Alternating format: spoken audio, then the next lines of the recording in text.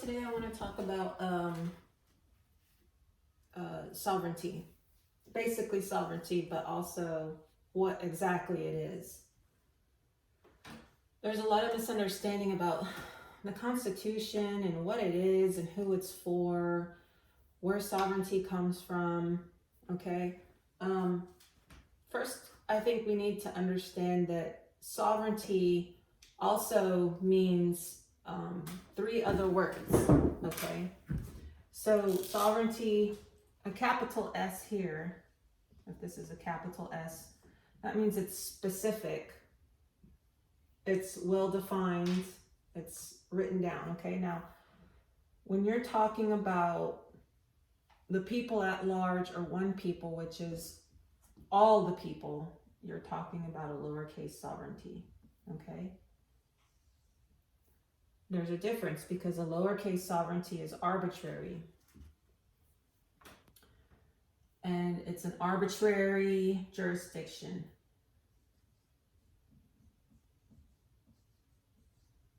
It's arbitrary power, arbitrary authority.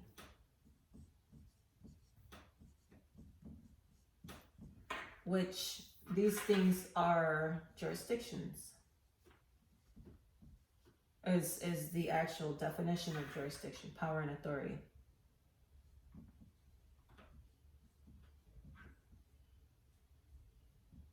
Okay.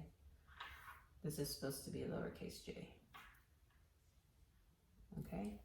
So let's talk about the three forms of government. Okay, you have the first form, which is where one person rules an entire country, nation, or land. You have an aristocracy, which is where there are a group of rulers. And you have a democracy, which means there are all rulers. Okay, now I've had people almost, lose their marbles because they say this is not a democracy, it's a republic. And when they start going crazy over these two words, I already know that they're not knowing what they're talking about. Because a republic is a form. It's not a type of government, it's a form of government. It's the way the type of government is carried out. So you can have a voting system. Okay, now if you vote for your monarchy, your queen, you're in a republic. If your queen gets her throne and her authority and her power and her jurisdiction because she inherits it through her bloodline, then she's not in a republic, she's in a different form. It's a inheritance, right? It's a royalty. I forget what they call it, but it's not a republic because it's not done by way of a vote or people deciding. Okay, so what exactly is a democracy? A democracy or a democratic nation is where all the people get to decide. Okay, they get to decide who is going to be their person, who or their group of people who make laws and carry out the business. A democracy means democratus. That's the origin of the word, democratus. Demo means demo means people, kratus means rule. So these people are all the people of a land like America. Okay, we're in America. We're not in the United States. We're in America. When you're talking about all the people have a right to live in America. Okay, Now, when the people get together and they form a state, then they're allowing for a republic to occur, because now these people have elected some representatives to represent them. Okay? And when you have some people represent you, you're in a republic. But these things change because the state does not have lowercase sovereignty, because the people only give some of its power to the state. So then sovereignty becomes a capital S,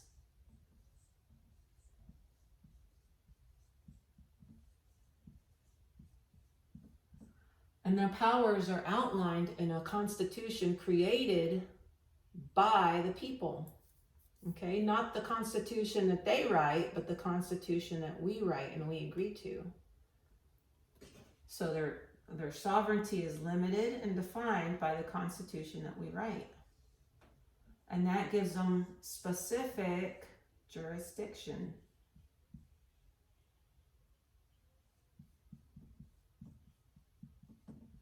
And this specific jurisdiction allows them to have specific power and specific authority.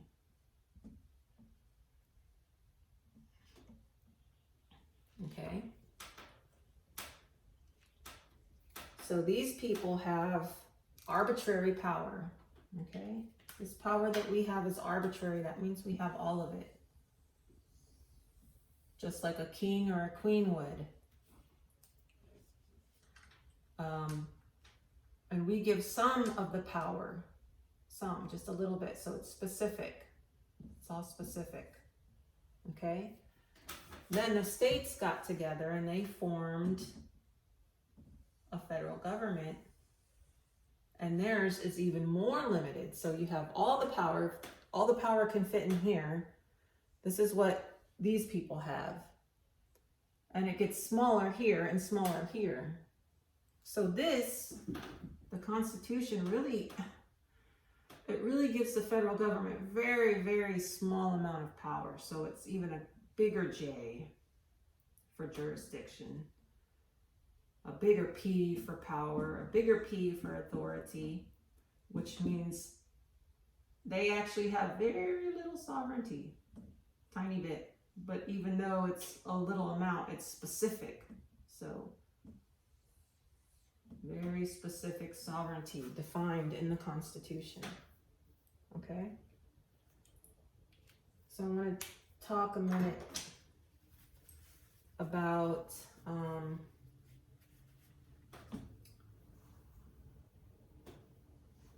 this republic that we're supposed to be in. So this republic that we're supposed to be in is supposed to represent us and our wishes, our commands, because commands come from the sovereign, okay? So we're the sovereign. When we tell them to do something, it's a command, okay? So the Constitution that the people agreed to, not the one they wrote for themselves, but the Constitution the one they wrote for themselves is like a statute. The one that we wrote for them, that our specific representative signed, is the one that they have to write their statute to comply with. Okay, so in Texas, we have our Republic of Texas Constitution. And then when the state was created, it created a constitution to follow that constitution. Okay? Now the states got together and they formed the federal government, basically, in my opinion, just for defense purposes, because this came as a result of the Revolutionary War, and they realized their weaknesses. And their weakness was that they had to have a better military. Well, they thought they did that when they wrote the Articles of Confederation, but they realized it still wasn't quite strong enough. But one thing that the Articles of Confederation did was to allow for the states to join together, all the states to join together. They're not one body politic. They're all separate body politics, but they're coming together in a firm league of friendship called a confederation. So for the people to make the states, and then for the states to join together to make a constitution, they first had to join together. And that's the confederation. And then the confederation, because the military wasn't strong enough, allowed for the creation of the Constitution, where they created the war powers, war and peace powers. So power to declare war, to negotiate peace treaties, and then to sign the peace treaties. And then the president, if you look at the Constitution, has two offices. It has an office over the states, which is called the Executive of the United States of America. And then it has a power of the military called Commander-in-Chief. Okay. So the president is supposed to be the executive of the states and the commander of the military. Okay. So back to our republic. When we all vote and we select the people who are supposed to represent us, that is a republic. But in England or Britain, when the king started acting on his own behalf as an authoritarian with arbitrary power, he took away the right of the people to have a representation of their voice through him. So he became despotic, he became authoritarian. And that's why the people said that he taxed them without representing them. And that is what's going on today. But the king has arbitrary power. And that's why the founders made the Constitution the way they did, because they were acknowledging that the people had the power. The power came from the people. Okay? The people created the states, and the states created the federal government, but everything came from the people, because we are at large, we're one people, we are a majority. All men wouldn't you agree that all men are the most people? I'm not saying all men and all women. All men. And by men, I mean all humans, really. So let's put all humans. Well, all humans of age, all adults.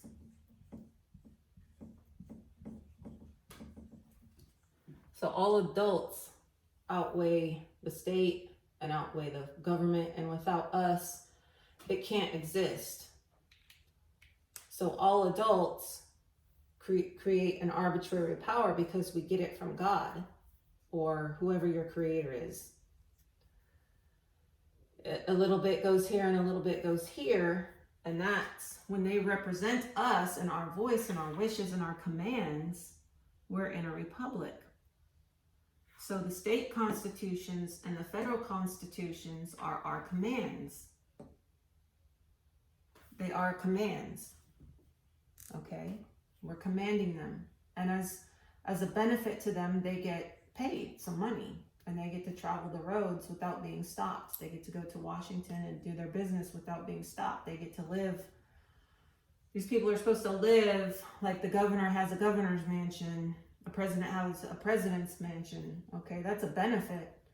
They get these houses, and our military people have houses on post. And nowadays they make them pay to live in military housing. Originally, it wasn't like that. That was a benefit. They had their office and their homes on the military post.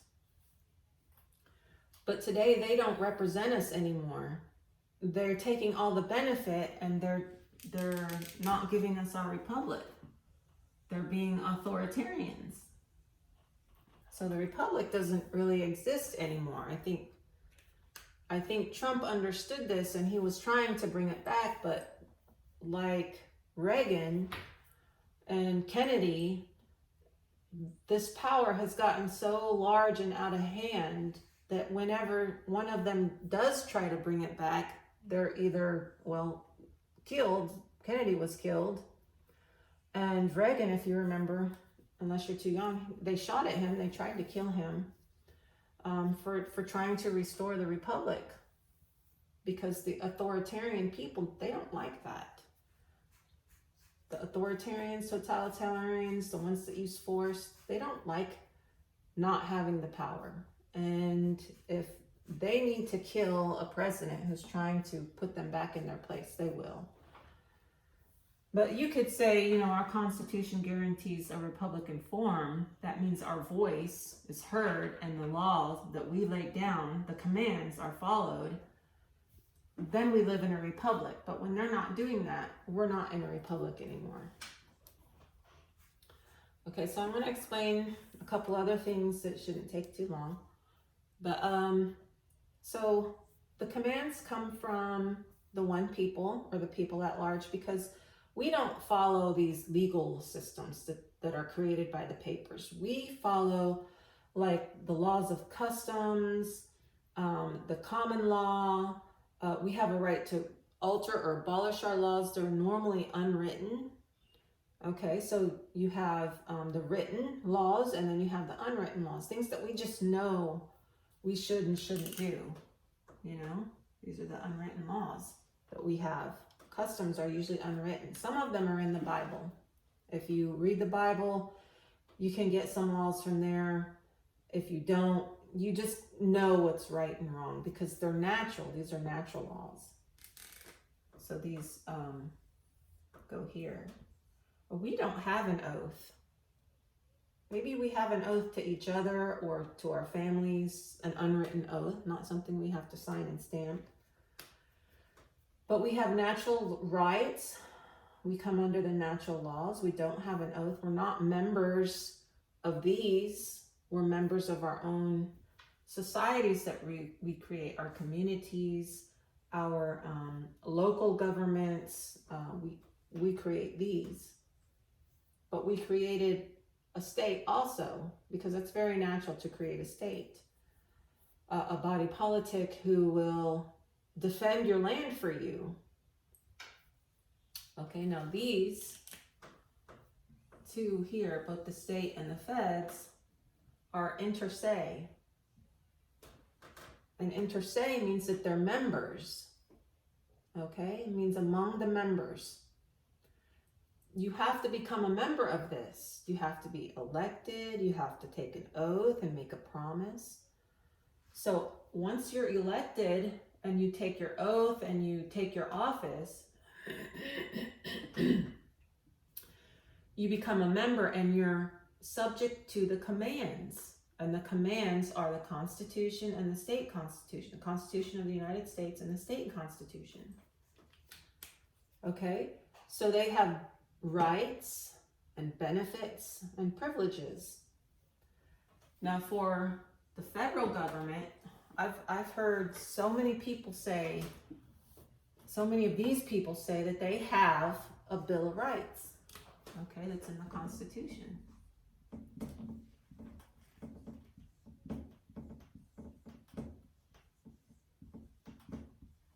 Now, this doesn't make any sense to me. It makes absolutely no sense to me. Even some of the founders argued that we didn't need a Bill of Rights because the Constitution was already limited and defined. Why do you need someone to tell you what your rights are? Judge Andrew Napolitano has said that, he quoted someone else, and I don't recall their name, that rights, natural rights are like an onion. You peel one and there's another one. You peel a piece and there's another one, and you just keep peeling and peeling and peeling. It never ends. So why are we limited to a Bill of Rights? We didn't even take an oath. unless you're in the military or you're in a civil office with the government, you didn't take an oath. And even if you were in the military, like I was, you got your DD-214 and you got out and you returned to being a people at large, or the one people, and you're not subject to the commands anymore. Okay? The commands from the commander-in-chief.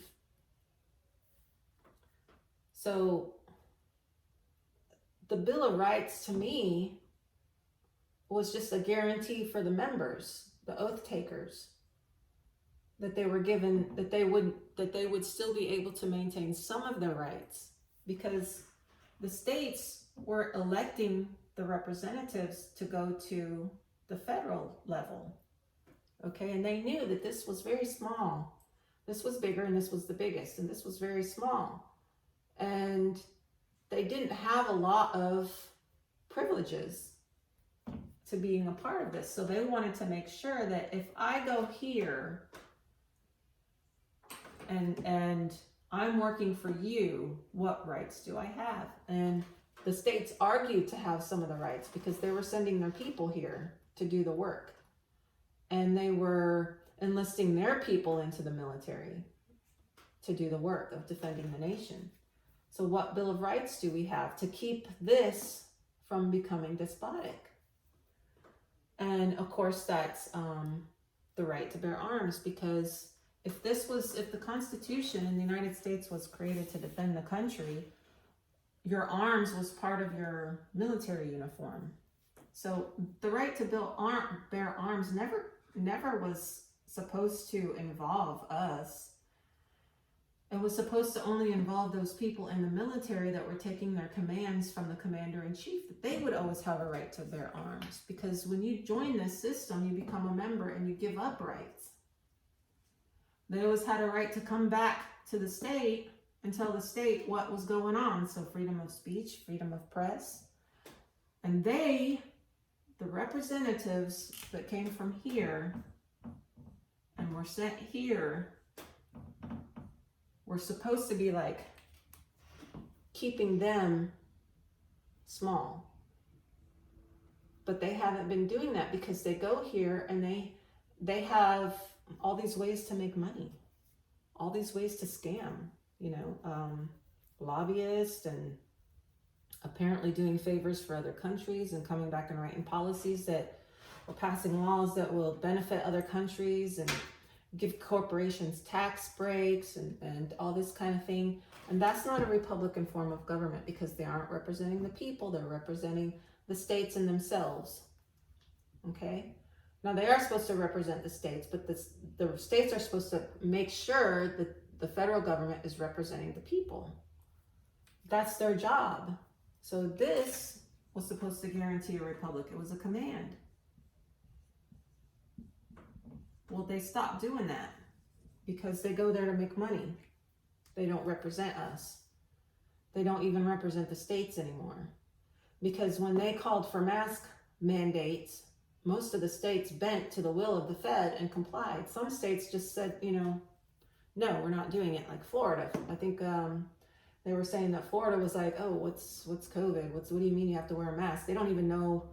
I mean, they do. I'm being sarcastic, but they're not feeling the heat from having to wear the masks and the shutdowns and all that, because this state stood up and said, well, we didn't send our people there to tell us what to do. We sent our people there to tell you what to do and make sure you're doing it and doing it the way you're supposed to do it, because that's being in a republic. They don't do it anymore, so it's not a republic. It's a authoritarian type of government. So that's what I have over here. Okay, so one of the maxims of law is that the servant can never become the master. Okay, now if the servant gets free, if he earns his freedom in whatever way is allowed in that country or that place, then he can become his own master, or he can become the master of others. But a servant cannot turn himself into his master. He cannot take the place of his master. So the people at large are servants to no man. They're only servants to themselves and to their whoever their God is or whoever their higher power is. And we are supposed to be the master of our state. So we're supposed to keep our state under control, and we haven't been doing that. So we gave the state power, and the states became our servant. But they became the master of the federal government because the states together under the Articles of Confederation formed a firm league of friendship and wrote the Constitution. So the states become the master of the United States. And the United States is supposed to be the servant of the states together. They protect the union, not necessarily individual states, but they protect the union. The state is supposed to protect its people, and when it protects its people, it protects itself. Okay, so the federal government are the servants of the state. The state is the master of the federal government, and when it's the master of the federal government, it's serving its people. And the people are the master of themselves and the state, and servant to no one. Okay, so I'm going to read a little something from an attorney named Ed Rivera. Okay, so I'll give you his information here, so if you want to write it down. It's Dr. Edward M. Rivera, R-I-V-E-R-A, attorney and counselor at law, California bar number 52737, admitted on June 2nd, 1972. And you can go to his website, www.edrivera.com. And this is something he wrote on the judicial department in the district courts. And he says, there are few, if any, federal crimes that can be committed outside federal territory. Congressional insiders know Congress can punish few acts outside federal territory. So the federal territorial trial courts have been disguised as courts of justice for those who voluntarily submit themselves to federal prosecution. Among others, lawful users of medical marijuana and those who aid and assist them often find themselves federally charged with crimes that do not exist where they were alleged to have occurred. Okay, so that further explains what I'm telling you. Okay, so not only, I'm going to erase some of this to make it more clear, okay?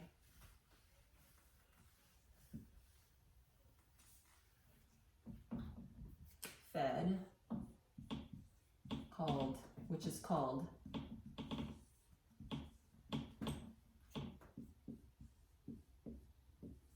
the federal government is called United States because it's the states united together to form a union, and then you have the states. Now, when you have the states, you have individual or together. You have, different ways of identifying whether you're talking about the states as an individual entity or the states together as a union. Okay.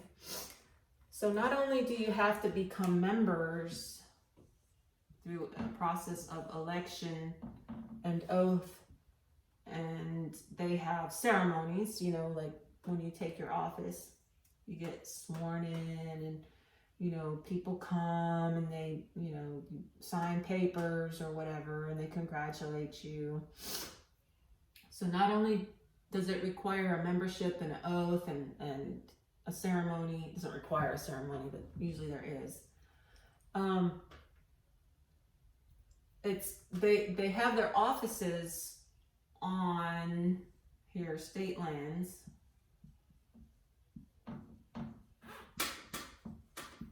and here on federal lands. Okay, so they're limited to where they can practice their office, where their oath applies. This is, people say that the voting is the biggest scam ever. I disagree. I think that's them creating things that aren't real, called fictitious jurisdictions. So the federal government is limited and defined not only in what it can do, but where it can do it. So Article 1, Section 8, Clause 17 of the Constitution describes that the federal government can have exclusive legislative jurisdiction only on the lands given to it by the states. Those are called the federal lands. They call them areas, enclaves, islands, outlets, military reservation, posts. They call it a lot of different things. In the Constitution, it's called posts. It's called United States. Together, collectively, it's called United States. When they say post, they're talking about each individual area. The post. There's several posts in one state, but together all the posts are, they just say area or lands or federal lands or military reservations. Okay, so they can do those things on those lands. They're also called in the Constitution lands purchased, lands, or the seat of government. That's Washington, D.C. So seat and lands purchased, posts, collectively called United States. So when you read Article 1, Section 8, it says, this is a big thing right here. It says that it has the right to make the laws or legislate for the United States. So when it says United States, it's talking about the federal lands. Just the federal lands. And when it says these are the laws of the lands, it's talking about these are the laws of the lands of the United States, which are the federal lands. Okay, that's what the states agreed to. And if you go back when the states ratified the Constitution, they had to give up some of their lands. They have contracts written down between whoever was the president of the state and the federal government. So really, when they contracted, one state that joined the Union would contract with all the rest of the states collectively, called United States. And it said in there that they were giving up certain lands for the creation of the United States, so that the federal government could have exclusive jurisdiction over those lands in the state. So what does that mean exactly? So that means that the federal government only makes the laws that are listed in the Constitution for the federal lands. And who's on the federal lands? They are the military, their offices, judicial offices, and the seat of government. And yeah, that's it. So the states works similar to the Fed. The states have specific lands that were granted to them for certain purposes, which is whatever the people agreed to, the one people or the people at large agreed to have the state do for them, for being in service to them. Okay, so when you hear somebody say that they are one of we the people, you know that they don't know anything about the Constitution or what it means, because they are not we the people. They are one people at large. That's what we are. We are one people at large. We don't come under their rule. We don't come under we created them. We are the master of them. They serve us. We don't serve them. Once you say you are one of we the people, you're saying that you're an oath taker and you're under the Constitution and you're going to uphold and defend it, which in itself is not bad. I'm not saying that that's bad, but you don't have an office. If you want to take an oath and file it somewhere and then come under the federal government and be controlled by the state and the rest of the people, that's fine. But all the power really comes from here. So the real power is from here down. That's why they say that you can alter or abolish it, because it ceases to be a republic, and for a variety of other reasons, such as if you look at the Constitution and you really read it, you'll see that taxation was supposed to be on federal lands only. Article 1, Section 8 is one sentence long. And if you know anything about logic, formal logic, deductive and inductive, you'll see that the way they wrote Article 1, Section 8, if you read it intuitively, you're going to say, oh, they have the right to tax. But if you read it logically, you see that they only have a right to tax on the federal lands, and the state agrees to that because the state gave the feds exclusive jurisdiction over those lands. The state said, we're not going to make laws for those lands.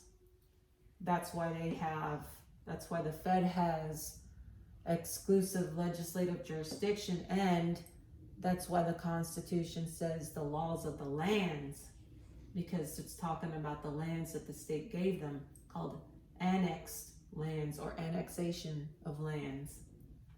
The federal government does not own this country.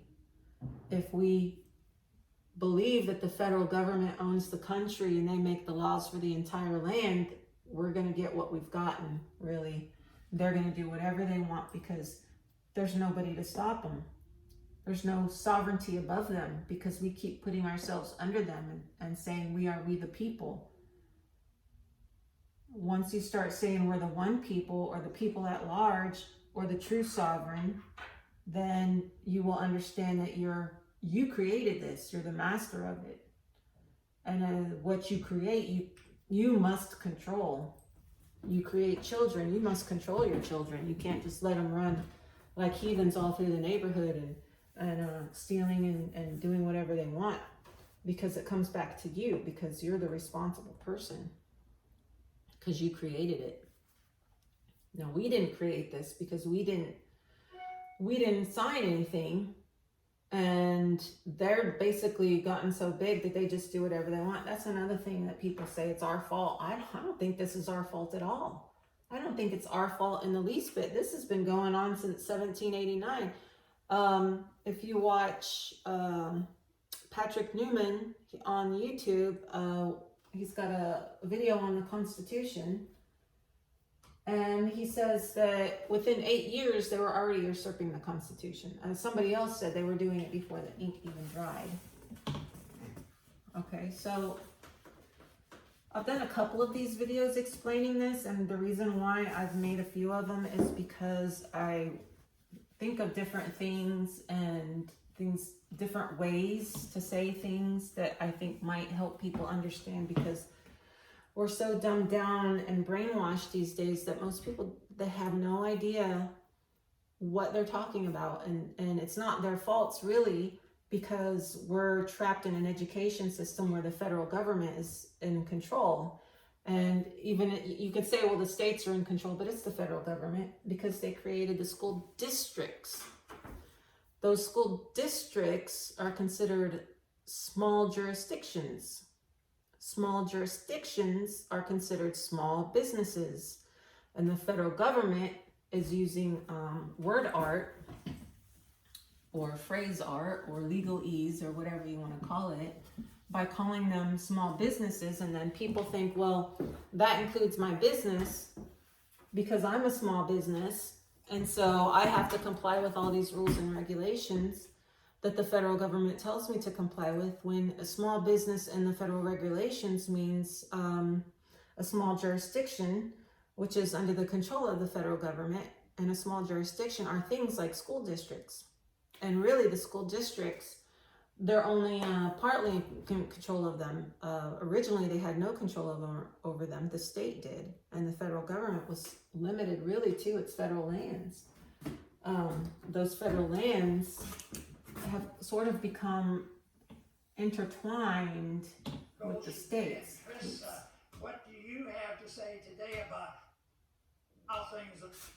So there's sort of like a Fed, state. Okay, so maybe it's more like this. Here's the state. If this were a state, an actual state like Texas, that's where I am. And then it gives the federal government some lands inside of here. Okay. Now they were limited to these lands originally. There's lots of stuff written on this. They couldn't come off. So they had to create another jurisdiction called well, it's in the Constitution, so they didn't create it later. It was acknowledged that they would need to be able to travel back and forth on the roads. So because they needed to travel on the roads, they needed to have something called concurrent. Meaning they can also make laws for the roads, but not for us, not for the one people, but for themselves. But then they would contract with the state. And these contracts created a legal entity, which resulted in a lot of businesses, like the maintaining of the roads. And so because they were doing all these things, they wanted to be able to make the laws for the roads, which is concurrent jurisdiction. The state makes laws and then the feds make laws, and they kind of come together and they do it. They do the same thing with the schools. Because all these people who worked and lived, civilians and military, on these federal lands, they couldn't come off to use services like the schools, the hospitals, and all that. So they had to contract with the federal government for concurrent jurisdiction for some purposes. And this created a legal entity, a legal system. Well, this legal system has exploded, and it's basically taken over us and all our rights and put the Fed over the state and the people, and it's really caused a lot of problems. And I have other videos explaining that in more detail if you are curious to know more about that. So a few last words I have, since we are one people. Just a few things to end the video. Do no harm. And that includes all the stuff like not hurting people in any way, but I also like to add, be kind. Okay, it doesn't kill you to be kind. Don't expect people to do things the way you want them done. Don't expect people to see things the way you want to see them or you think they should see them. Be kind to one another. It's ensures that you do no harm. So that's all for this video, and I hope you got a little something out of it, and maybe you'll share it with some people. It's really important right now that we start understanding what the Constitution is, but more importantly, what it is not.